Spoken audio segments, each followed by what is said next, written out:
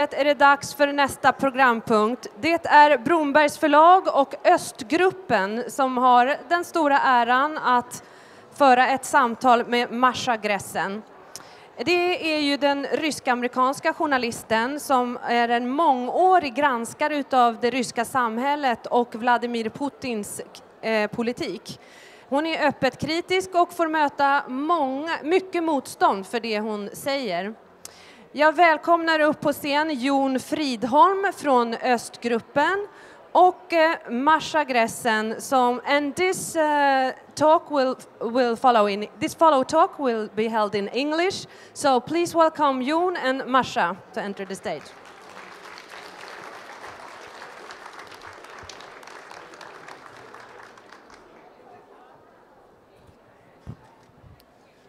Thank you very much, Anna. My name is Jon Fridholm and I work for the Swedish human rights organization Östgruppen, and as Anna said, this is a co-arrangement between Brombergs förlag and Östgruppen. And we are very happy to have you here on the international stage. Yeah, since we have quite little time at our disposal, I think I just start posing questions to you. And first of all, I would like to start with the end of your book, The Man Without a Face, your portrait on Putin, because it ends in December 2011 when there was more than a sparkle of optimism in Russia. And it's a bit heartbreaking reading that passage today. People were taking out to the streets to demonstrate against the manipulations of the parliamentary elections. And something happened. I don't know if you could, in a few words, describe the atmosphere which was ruling then. It was amazing because at that point, Putin had been in power for basically almost 12 years, and in fact 12 years. And people who were critical of him, people who had been fundamentally suspicious of a KGB agent coming into power from the beginning, and people who became critical later, had felt like they were living under siege, had felt like they were in total isolation and could only talk to a dozen of their closest friends, all of whom they knew by name and they knew their views well. And suddenly it felt like the world was opening up. It suddenly felt like it wasn't 12 of us, it was millions of us. And I remember, and I think that this episode is in the epilogue, I remember leaving the first really huge protest and hearing a young man speaking into the phone and saying, I've heard so many jokes today, and they were all funny. And I think that what he meant, aside from the fact that he'd probably heard jokes and they were funny, but what he meant was that he felt, for the first time in his life, this was a very young man, he felt like he was with his people, he was with his community, he was with people who understood him and shared his perceptions of the world. It was an amazing feeling. It was, for a few months, everyone I met in the context of the protests, people addressed each other by the informal pronoun from the moment they met to sort of show that we were all friends and perhaps even family. And all the more tragic when it stopped, and it stopped rather suddenly in May 2012. Maybe you can just also tell us a few words, and how did it end, and how was it obvious that this was not going to be a popular rising or an overthrow or a re-election? Right, so now in hindsight, I should probably be a little more critical, or I should have been more critical of the protests in the first place, because, these were people coming out to protest the rigged elections. And on a broader level, talking about corruption, talking about transparency, talking about good governance. And those are really, really important issues. But really, when you're talking about somebody who'd been running the country for 12 years, who had arrested and killed his opponents, perhaps good governance is not exactly what you should be talking about. Perhaps war in Chechnya, murder of journalists, arrests of people like Mikhail Khodorkovsky were the things that we really should have been talking about. People weren't prepared to do that. People weren't really prepared to talk about having a country run by a murderer, because I think that when you talk about good governance, it gives you a sense that something can be done. You can fix things. When you talk about the bloodshed and you know, again, murder that had been ruling the country, all you kind of want to do is curl up and die. It makes you desperate. So I think that because there was a kind of fiction at the basis of these protests, people were hoping, even though there was not much logic to this, that somehow the protests were going to have an immediate effect. And when Putin declared that he had won the re-election to the post of president in March 2012 by a margin of 63%, people were really disheartened and really demoralized, and the protests began to dissipate. And then there was a crackdown in May 2012, a peaceful march of about 50,000 people. It was perfectly legal. They had permits. We had permits, and there was a police crackdown on it. Basically, the police instigated a riot, and then they went on to arrest more than 20 people and put them on trial for supposedly inciting violence. And that communicated the message that, first of all, the protests were dangerous because they could turn violent, but second of all, they were dangerous because you could get arrested, no matter what your role in the protest was. So, I mean, as we all know, this feels as a Russia very far away. So much has happened since then. But was it, in retrospect, was it all in vain, or do you think that it's a source of energy that it happened and it could sort of happen again? I don't know.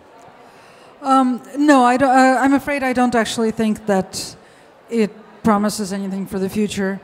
I mean, on the one hand, you could say that it's a wonderful thing that just this past week, about 50,000 people came out for a legal protest on the outskirts of Moscow. On the other hand, it's a purely symbolic act. I mean, at this point, whatever remained of democratic mechanisms in Russia has been destroyed. There are no levers that these protests can push. So it's a completely symbolic act. People come out to look at one another. People come out because they can't stay silent, but they don't expect it to affect any kind of change. The fact that people are willing to risk a lot, possibly everything, for a symbolic act is significant, but it's also heartbreaking. I just have a feeling, I don't know, I would like to check it with you, but also that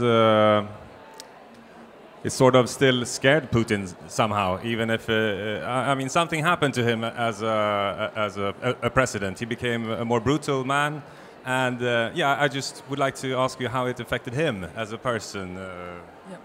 Well, yeah, Putin, I think, has some personal trauma. You know, one of the key incidents in his own career was when he was a KGB officer serving in Dresden, and the protests in Germany began. And at one point, there were tens of thousands of protesters outside the KGB building in Dresden. And Putin was afraid that they were going to storm the building. So he was calling the Red Army outpost in Dresden, asking them to send protection. And the response he got was, we can't do that without an order from Moscow, and Moscow is silent. And he is described, you know, spending the night burning documents in the wood-burning stove of this little KGB building in Dresden until the stove exploded, the stove cracked from the amount of burning he had been doing. But it sounded like he was absolutely terrified, and he also felt betrayed by Moscow at that point. And I think he has this deep-seated fear of protests. He has a deep-seated fear, more generally, of democratic mechanisms that he has expressed quite openly. He thinks they're a sign of chaos. He also thinks they're a sign of failure. And what happened in December 2011, when he saw the protests, was that heads rolled in the Kremlin. He fired his closest political advisor, and he fired him because he perceived him as having allowed the protests, as having failed fundamentally. And so when he came back into office as president, he had to crack down. He felt he had to crack down. And you know what? It's a good policy. I mean, we think that when dictators are faced with protests, they should really engage with the protesters. They should bring them in. They should perhaps institute soft reforms. Putin perceives quite accurately that that is the path to losing power. That actually the most effective strategy for a dictator is to crack down, which is exactly what he's done.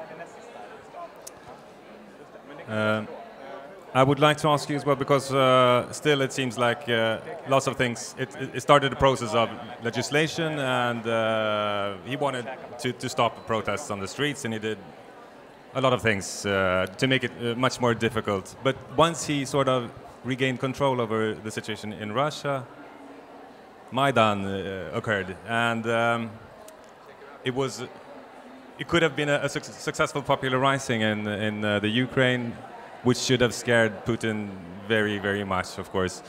And I just would like to hear, what do you think? How much is like internal policy or his own fear of something happening in Russia, his actions in the Ukraine? Yeah, it's a great question because I think that Ukraine is a fascinating mirror of Russian reality, but not in the sense that Putin thinks, and not in the sense that anti-Putin activists think. Because both groups, amazingly, see Ukraine as a reflection of Russia. And what we saw in December 2013, when the Maidan started, was the Russian government getting terrified because they felt that if the revolution could succeed in Ukraine, then it could succeed in Russia as well. And Putin's opponents in Russia becoming inspired because they felt that if the revolution could succeed in Ukraine, it could succeed in Russia. I would argue that both groups are terribly misguided. Ukraine has been a country with a transitional form of government for more than 20 years. Russia has been a dictatorship for the last 16 years, and for the last 3.5 years, it's been restoring totalitarianism. These are very, very different situations. What happened in Ukraine when the Orange Revolution succeeded in 2004, and when the Maidan succeeded in, or what they call the Revolution of Dignity in 2014, was that popular protests sort of jump-started democratic mechanisms that existed. In the first instance, it was the Supreme Court. In the second instance, it was the Parliament, which basically got rid of the president and scheduled new elections. Well, Russia doesn't have a parliament to jumpstart. Russia doesn't have a Supreme Court that could, under any conceivable circumstances, suddenly become independent and take an independent decision. In Russia, there's no potential for popular protest to set in motion dormant democratic mechanisms because they don't exist. Thank you. I just, talking about Ukraine, I would like to know, I mean, the portrait you give on Putin sort of gives most clues to what has been happening also after your book was published. But how was your own reaction to Ukraine and Crimea and Donbass and Russian involvement? Were you surprised, or was it like a logical step after the war in Georgia and everything put together? Well, what I learned from the annexation of Crimea is that it's possible to be shocked but not surprised at the same time. I had talked to people about the fact that I thought he was going to annex Crimea, that I thought that an invasion of Ukraine was possible, because logically it was clearly possible. And logically everything was sort of building up to that very fast, but very clearly. And still, when it happened, I was shocked, because it's a shocking thing to do. It was the first, forcible annexation of land in post-World War II Europe. I think, the whole world was shocked, and also, like you, even those who knew very much what the situation was like in Russia. but the reaction is still in the West. We've sort of been hoping for something good to come out of all this, after all. But now things have changed suddenly. I don't know if this was part of something Putin calculated in, but that's a fact. And for example, in Sweden, we have increased our military spendings after this. But we in our organization, we feel that we have sort of forgot about the positive forces in Russia, the pro-democratic forces, the independent media and civil society. And we also act on old reflexes, Cold War reflexes somehow, that now it's a security issue, Russia, but we failed to see that we need to support positive forces in Russia. And I don't know, what's your opinion? Do you think West has done right, or are you disappointed in how we've been acting? So. I actually think that the West has done the right things for the wrong reasons. I think that sanctions have been the right thing to do, but they have been instituted for the wrong reasons. The fallacy underlying the sanctions has been that Putin can see the error of his ways if he only sees that the sanctions are detrimental to his economy and to the standing of his cronies in the West. Nothing that the West does is going to influence what Putin does. That fallacy needs to be set aside. And so what we need to be talking about is something that politicians don't usually talk about. Politicians don't usually acknowledge that something is impossible, right?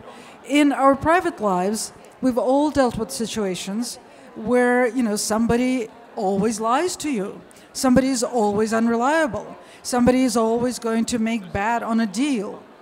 And so when you learn that about somebody who's intractable in your personal life, you take measures to limit your contact with that person. And, you know, if it's your roommate, it's difficult. But, you know, you at least try to split the electrical bill so that you're not stuck holding the bag when he doesn't pay again, right? In political conversation, we never admit that somebody is intractable. We never admit that something is impossible. We pretend that something can be effective. But actually, Putin needs to be treated as someone who is intractable, as someone who has exactly the track record that he has, which is that he always lies, he always acts in bad faith, and he always follows the worst possible scenario. So sanctions have been right because they're the right thing to do, because it is wrong to do business with a dictator. It is wrong to sit down at the table with him. It is wrong to shake his hand. Not because you might be able to influence him if you banish him from the table, but because it is morally wrong to be with him and to have dealings with him. It is morally wrong to be buying his gas. Masha Gessen, unfortunately our time is running out very quickly, so I had a few other questions to ask you, and I wanted to end with asking if you see any spots of light in the darkness. No, okay, thanks. I think at least that you yourself is one of these spots of brightness. And in New York. Yes. In New York, yeah, but also in Russia there are lots of brave people, and they take these risks over and over again, although things are happening, these horrible murders and all the other kinds of harassments and prison terms which are given to people. So thanks a lot to you, and thanks a lot. Yeah. Do you have a short comment? I do have a short comment, because even though I'm feeling profoundly pessimistic about Russia, I don't want to say that there are no good people in Russia. There are people doing great intellectual work. There are people doing great writing. There are people doing incredibly brave reporting and pushing the bounds even as space closes in on them. And the best thing that we can do for them is at least know their names. That's the only thing we can do to protect them. Thank you very much, Masha Gessen. Masha will be signing books here at the site for after the seminar. So thank you, a big hand, and good luck with everything. Thank you.